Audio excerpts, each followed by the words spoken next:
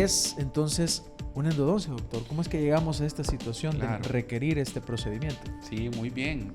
Dándole pues gusto, como decimos, a nuestros seguidores, vamos a hablar del tema que nos pidieron. Realmente como tal, la endodoncia es un área de la odontología, ¿verdad? Es toda un área que comprende lo que llamamos los tratamientos relacionados a los tejidos internos del diente. Nos referimos específicamente a lo que se llama el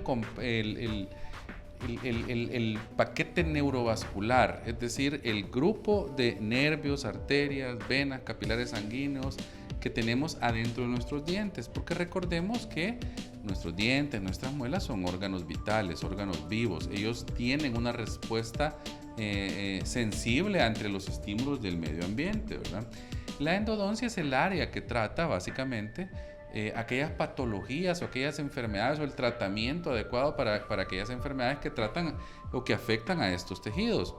Y el tratamiento, digamos, por más representativo de toda esta área de la endodoncia es lo que llamamos el tratamiento del conducto radicular, que al cual se le llama endodoncia popularmente, pero el término correcto es tratamiento de conducto radicular, que es cuando es extirpado o es eliminado el nervio de un diente o este paquete neurovascular interno. Y me parece, doctor, perdón que le interrumpa, ¿sí? Cuando hablamos de radicular, tiene que ver con raíz. La raíz, correcto, así es. ¿Por qué? Porque el diente, como ya lo hemos mencionado en otras ocasiones, ¿verdad?, se compone de varias partes. Las principales son su corona y su raíz. La corona del diente natural es lo que nosotros vemos, ¿verdad? Por ejemplo, si yo sonrío y muestro mis dientes, todo eso que estamos viendo que sobresale de la encía en cada pieza dental es la corona. Por debajo están las raíces, que son las que permiten que el diente se ancle a los huesos maxilares. Entonces el tratamiento de conducto radicular justamente se refiere a eso. Los dientes tenemos, dentro de las coronas, debajo está el complejo neurovascular, ¿verdad? Cuando este se inflama o recibe algún daño o se necrosa por diferentes estímulos de los cuales ya vamos a platicar, entonces es donde se produce el famoso dolor de muelas o dolor de diente, y ahí es donde ya se tiene que echar mano de este proceso que es el tratamiento de conducto, ¿verdad? ¿Por qué le decimos tratamiento de conducto? Porque el profesional, por medio de una serie de instrumentos, aparatos, tecnologías, ingresa al centro, digamos que hace una perforación a través de la corona del diente, o bien eliminando la caries directamente se llega y se tiene que extirpar, se tiene que eliminar todos los tejidos inflamados que han estado dañados ahí por una patología, por una enfermedad, y luego se sella todo eso con un material especial. Con esto lo que hacemos es depulpar al diente, o sea, eliminamos todo ese paquete neurovascular que estaba enfermo, le quitamos ciertamente al diente su vitalidad, lo dejamos prácticamente inerte, pero lo salvamos.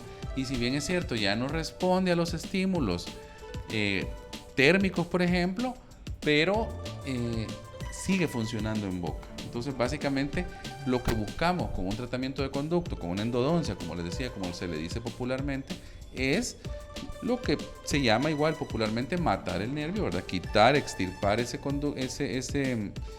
paquete neurovascular, dejar el diente prácticamente inerte, pero funcional. Entonces le permitimos al paciente evitar que lo pierda. Entendemos entonces que la persona ya no siente, por medio del diente ya no puede sentir. No va a sentir ciertos estímulos, porque todavía, vamos a ver, aquí le explico. Por ejemplo, si con ese diente le ponemos un hielito, o se come una paleta, ese diente no se le va a destemplar, ya no va a sentir. Porque ya no tiene exactamente el nervio interno, que es el que le avisa al cerebro del estímulo térmico, ¿verdad?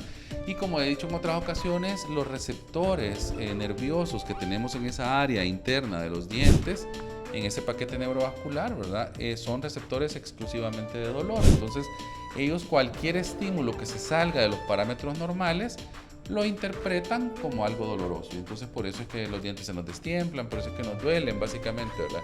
Ellos nos están avisando. Ahora, sí puede sentir algunas cosas el diente, sobre todo sensaciones de presión. Cuando nosotros mordemos algo o hacemos una presión, ahí sí vamos a tener esa sensación, ¿verdad?, tangioceptiva, propioceptiva, porque aún el diente, al estar insertado en el hueso, está rodeado por una pequeña membrana que se llama ligamento periodontal, el cual sí da tiene estos receptores de presión, e incluso tiene ciertos receptores para dolor que algunas veces, pero esto es muy raro, no es muy común, algunas veces pacientes que ya tienen endodoncia refieren que el diente se les destiempla con helado caliente, y a veces es por estos remansos o por estas fibras nerviosas que todavía pueden responder en ciertas ocasiones a estos estímulos, pero no suele ser el común denominador. Ahora, doctor, ¿debería yo de despreocuparme porque si ya no tengo ese nervio ahí en esta pieza dental, de que si ya me avanza una caries o que llegue caries, o tengo que tener el mismo cuidado? Sí, de hecho es uno de los peligros, ¿verdad? Y se ve con cierta frecuencia en la práctica clínica, y es que el dolor realmente, recordemos que es una respuesta de defensa de nuestro organismo. El dolor nos avisa que algo está pasando, que algo no está bien. Si algo ya no nos duele, entonces nosotros podemos pasar por alto lesiones, heridas y como era el caso de la lepra, ¿verdad? Recordemos, el problema de la lepra era ese, que las personas donde lo que les afectaba realmente eran sus terminaciones sensitivas al dolor, y por eso es que la gente se terminaba hiriendo, infectando y no sentía dolor. Lo que sucede con el diabético, que pierde sensibilidad en su pie y... Puede ser, correcto, sí. Se da cuenta que tiene una herida. Es una analogía válida, además del hecho de que al tener reducido el aporte sanguíneo no cicatriza bien, ¿verdad? Ahora, retomando el punto de los dientes y respondiendo a su pregunta, hay que ser muy cuidadoso. ¿Por qué? Porque ahí se puede formar, en un diente tratado con endodoncia, se puede formar una caries bien extensa, y muchas veces al paciente ya no le va a doler, el diente se fractura o le genera una infección ya de otro tipo. Por eso es importante que siempre esté bajo monitoreo del profesional. De hecho, las endodoncias o los tratamientos de conducto ya terminados, que sean exitosos, tienen que pasar por un monitoreo radiográfico cada cierto tiempo en la clínica del odontólogo. Otra cosa bien importante es que estamos hablando, cuando hablamos de la endodoncia o del tratamiento de conducto, que es el tratamiento propiamente dicho, que esa es la fase en la cual se trata literalmente el conducto, la raíz. Y eso es lo que podríamos llamar la endodoncia o el tratamiento. Pero a esto le falta una parte de rehabilitación, que es donde ya nosotros vamos a dejar el diente funcional. Es decir, que cuando se hace la endodoncia, le vamos a llamar para fines prácticos, ¿verdad? Lo que estamos haciendo es salvando el diente, eliminando la inflamación o la infección que estaba, bien sea dentro de la raíz, dentro del conducto de la raíz, o en la periferia de esta raíz, alrededor. Pero el diente todavía ahí, cuando terminamos una endodoncia, el diente queda muy debilitado, porque generalmente el diente tenía una fractura grande o una caries extensa. Entonces, luego de la endodoncia o el tratamiento de conducto, tenemos que rehabilitarlo. Para rehabilitarlo ya podemos echar mano, puede ser una incrustación o una corona, suelen ser las dos aplicaciones más comunes que se utilizan para rehabilitar un diente. Cuando hablamos de rehabilitar, es que además de haber sido eliminada la infección o la inflamación, ahora lo podemos regresar a que desempeñe su función masticatoria. Para eso necesitamos el componente rehabilitador, la incrustación o la corona. Por eso es que son varias cosas. Y aquí aprovecho para aclarar una cosa. A veces a uno en la clínica le llegan pacientes y me dicen, mire, fíjese que a mí me hicieron la endodoncia hace 3 años, pero quizás fracasó porque el diente se me ha quebrado y me pusieron un material ahí que se me cayó bien pronto, y generalmente lo que ha sucedido es que el tratamiento se interrumpió, se terminó la endodoncia, pero el diente no se rehabilitó, ¿verdad? Entonces eso es bien importante, que el paciente sepa y conozca que son varias etapas. El área de la endodoncia propiamente es aquella en la cual vamos a tratar el conducto, eliminar la infección, eliminar la inflamación, pero para que el diente vuelva a ser funcional, para que pueda tener función masticatoria, necesitamos rehabilitarlo. Y ese es otro tratamiento, otro componente, generalmente ya protésico, ¿verdad? Que es diferente a la endodoncia. O sea que podríamos decir que en el caso de una persona que le sucedió esto, el tratamiento quedó a medias porque no llegaron a desarrollar la parte rehabilitadora, protésica. Correcto. O sea, terminó la endodoncia, pero no se rehabilitó.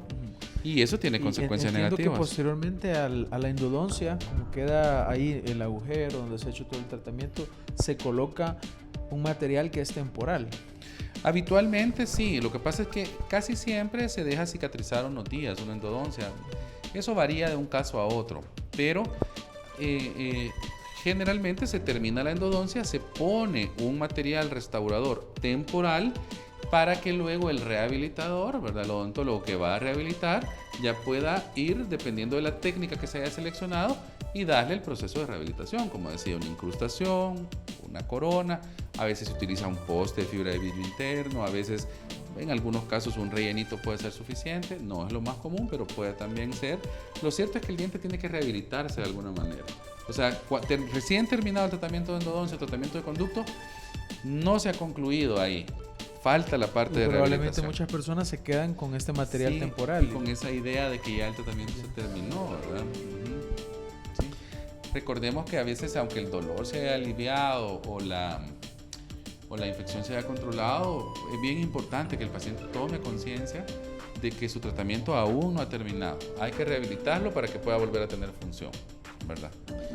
Tenemos por acá unos saludos. Delia Ramírez B dice: saludos, doctor. Saludos, gracias por estar con nosotros. María Elena Iraeta: buenas tardes, doctor Martínez, saludos. Un saludo, muchas gracias por tomarse el tiempo de verdad de acompañarnos. Si tienen preguntas, pues con el mayor de los gustos estamos aquí dispuestos. Como siempre decimos, realmente esta es la oportunidad que nosotros tenemos para aclarar sus dudas, ya que en el día a día la consulta es bien ocupada y pues ahí estamos en una relación uno a uno con cada paciente, ¿verdad?, atendiéndole un problema en específico. Aquí es donde nosotros pues en alguna medida, si bien es cierto, no podemos diagnosticar ni dar opiniones clínicas concretas, pero sí orientarlos sobre sus dudas y sus inquietudes, ¿verdad? ¿En qué situaciones se necesita entonces una endodoncia? Bueno, sí, muy buena pregunta. Generalmente cuando hay una lesión, ¿verdad? Hay una lesión en el diente que ya afecta al paquete neurovascular. Cuando hablamos del paquete neurovascular es como lo que está en el centro del diente, ¿verdad? El diente tiene varios tejidos, el esmalte, la dentina y luego viene el complejo dentinopulpar para venir a llegar a lo que es la pulpa del diente. La pulpa es la que contiene estos componentes que suelen ser vasos sanguíneos, ¿verdad?, venas, arterias, vasos linfáticos, hay nervios, ¿verdad?, hay líquido intersticial en esa zona. Entonces, por ejemplo, lo más común, aunque no es exclusivo, es la caries dental. La caries dental suele ser una de las principales responsables para que un diente, ¿verdad?, de un paciente llegue a necesitar un tratamiento de conducto radicular, y es porque la caries dental va perforando uno a uno las diferentes capas o diferentes tejidos del diente hasta que se acerca lo suficiente o bien toca esta pulpa dental. Entonces cuando se acerca mucho o la toca, ya la expone, ya la contamina, ya la perfora, las bacterias de la caries ya hacen su daño sobre este paquete neurovascular, y es donde empieza el dolor, ¿verdad? Generalmente cuando se empieza a acercar una caries a la pulpa del diente, el paciente empieza a sentir ya molestia, ya toma aguas, el diente se le destiempla, siente sensibilidad, y ese ya es un primer aviso. Esas son alertas de que hay que tratarse. Muchas veces en ese punto todavía la endodoncia es evitable, a veces un relleno, un recubrimiento pulpar, hay formas de lidiar con eso.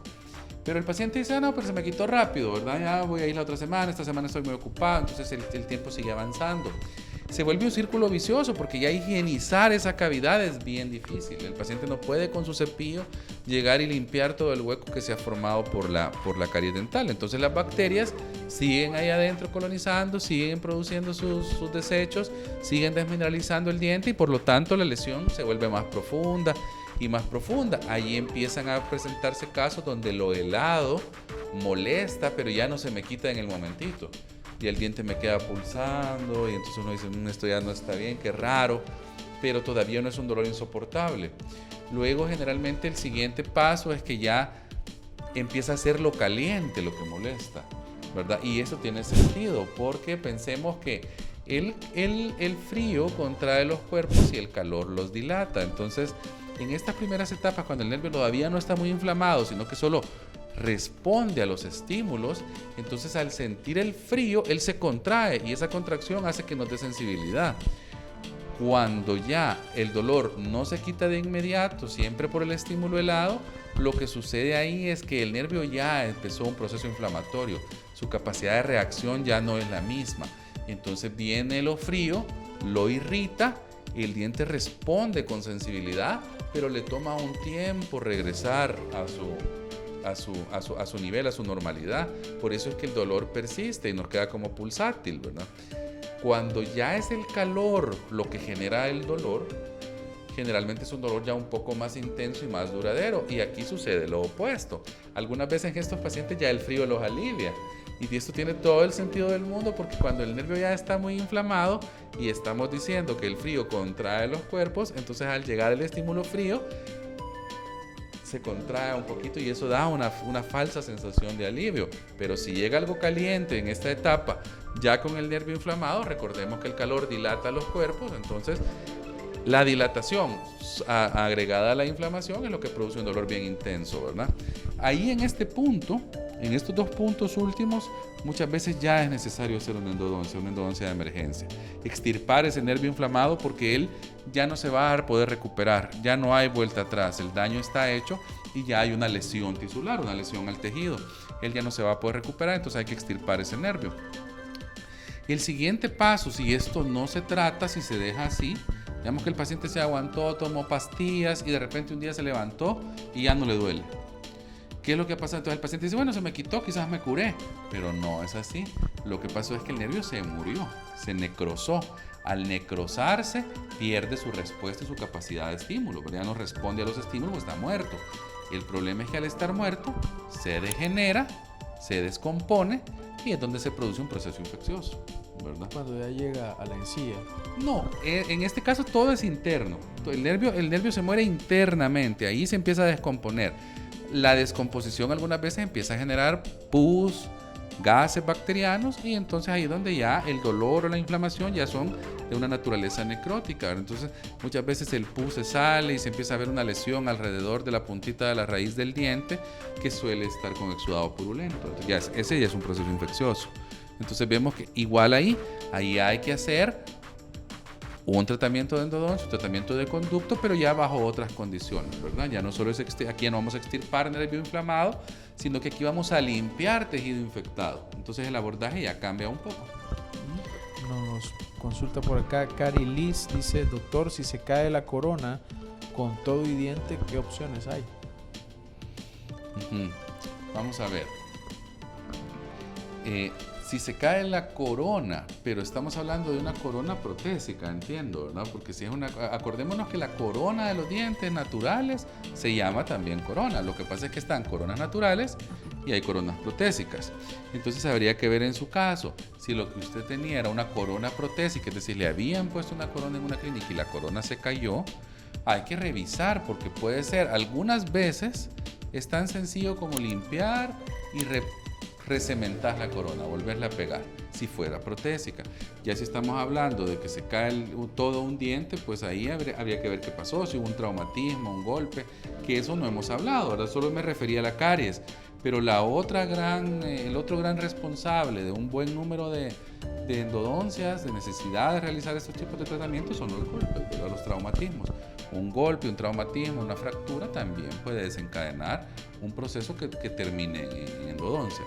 Entonces, tratando de responder a la pregunta, si es todo el diente natural el que se cayó, primero hay que ver por qué, ¿verdad? Y luego habrán maneras de pensar en rehabilitarlo. Hay prótesis fijas, implantes dentales, pero hay que ver qué fue lo que pasó realmente, ¿verdad?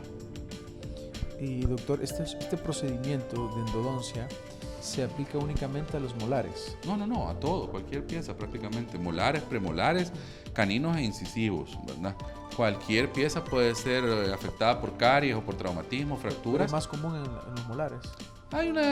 Yo no diría que yo diría que la proporción es bastante equilibrada, ¿verdad? Incisivos. Lo que pasa es que lo que suele suceder es que, claro, los molares al tener surcos más profundos y ser a veces un poquito más difíciles de higienizar, pueden desarrollar caries profundas, pero también se dan incisivos, en caninos. Es decir, cualquier diente, puede ser sometido a un tratamiento de conducto para salvarlo, ¿verdad? Cuando está indicado, por supuesto, ¿verdad? Y doctor, bueno, para ir finalizando el tema, ¿cómo llega a lucir un diente que ha sido que ha llevado este proceso de endodoncia y que ha sido restaurado puede Sí. funcionar perfectamente. Sí, debería dar un servicio clínico, un rendimiento clínico funcional por años al paciente, ¿verdad? Ahí, ¿cuánto tiempo va a durar? No toda la vida, eso sí hay que ser bien claro, ¿verdad? Ya lo hemos dicho 3 veces, casi que el consenso actual es que arriba de 7 años ya el tratamiento se debe considerar exitoso. Pensemos que es una pieza que si no se hubiera hecho una endodoncia se hubiera perdido hace esa cantidad de tiempo. Es bien cierto que hay tratamientos que duran más, hay endodoncias que duran 20, 25 años con sus coronas en perfecto estado, pero no podemos volver eso el estándar, ¿verdad? El estándar yo diría que está entre unos 7 a 10 años, ya es perfectamente justificable porque le extendimos la vida útil a un diente pues una década, ¿verdad? Que de lo contrario se hubiera perdido mucho tiempo atrás, ¿verdad? Y ya cuando se llega a ese momento, cuando digamos ya pasó la endodoncia hace 10 años y queremos preservar una pieza, ya debemos despedirnos de ella, ya no se puede hacer nada o pasamos a otro procedimiento. Algunas veces, dependiendo del caso, se puede hacer una nueva endodoncia, un retratamiento se llama esto, dependiendo de qué es lo que está afectando. Si la pieza está asintomática y está dando un buen servicio clínico, se puede tener ahí. Es decir, cuando digo los estándares, yo no me refiero a que a los 8 años esa pieza se tiene que extraer porque ya la endodoncia es como... No, si está bien y está funcionando, se hace un monitoreo radiográfico y clínico y la pieza se deja funcionar todo el tiempo que sea posible. Si el paciente es saludable, es cuidadoso, la pieza va a estar ahí, no hay razones algunas para tocarla siquiera, ¿verdad? Cuando se identifica un problema, uno analiza cuál es el origen. Algunas veces la corona se puede haber filtrado por el tiempo y hay que sustituir solo la corona. Otras veces todavía es factible quitar la corona, repetir la endodoncia y extender una nueva corona y extender el tiempo de vida útil de la pieza. Y va a haber otras situaciones donde en las fracturas verticales, por ejemplo, ¿verdad? Donde el diente se raja o se produce un estallido radicular, donde ahí sin modo, hay que extraer la pieza y hay que pensar ya en otro tipo de rehabilitación, un implante, regenerar hueso y para más adelante poner un implante dental, por ejemplo, ¿verdad?